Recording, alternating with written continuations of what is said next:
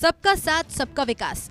मायावती जल्द ही ये नारा लगाते हुए नजर आ सकती हैं। खबरों की माने तो मायावती लोकसभा चुनाव में मोदी का साथ दे सकती हैं। जी हां, वो मायावती जो अब तक अकेले ही चुनाव में उतरने का दम भरती दिखती थी, अब वो बीजेपी का हाथ थाम सकती हैं। जानते हैं कि आखिर ये गणित बदला कैसे।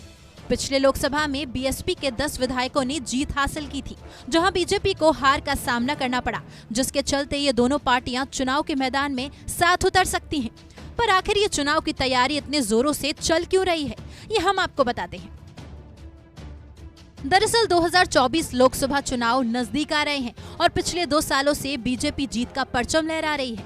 लेकिन 2024 में आने वाले चुनाव की तैयारी में बीजेपी कोई कसर नहीं छोड़ना चाहती और लोकसभा चुनाव के लिए उत्तर प्रदेश की सत्ता पर पकड़ होना कितना जरूरी है, ये तो किसी से छुपा नहीं है। इसी के चलते बीजेपी ने उत्तर प्रदेश के चुनाव की तैयारी अभी से शुरू कर दी है। कुछ समय पहले बीजेपी और आरएलडी के गठबंधन की खबरें सामने आई थी, पर अब ये खबर भी गलत साबित हुई है। लेकिन अब सत्ता के गलियारों में ये खबर खूब घूम रही है कि बीजेपी इस बार बीएसपी से हाथ मिला सकती है। इसकी बड़ी वजह सामने आ रही है कि बीएसपी को अपने दलित वोट खोने का डर सता रहा है, जिसकी वजह से मायावती का बीजेपी से हाथ मिलाना बेहद जरूरी हो जाता है।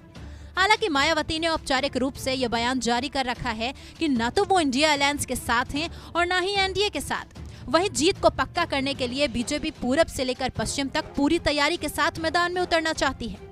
जहां पूर्वी उत्तर प्रदेश में बीजेपी ने दारा सिंह चौहान और ओपी राजभर को एक साथ लाकर और एक बड़ा दांव खेला है, क्योंकि पिछले बार बीजेपी को इन जगहों पर हार का सामना करना पड़ा था, जिस वजह से दोनों पार्टियों के हाथ मिलाने की बात सामने आ रही है।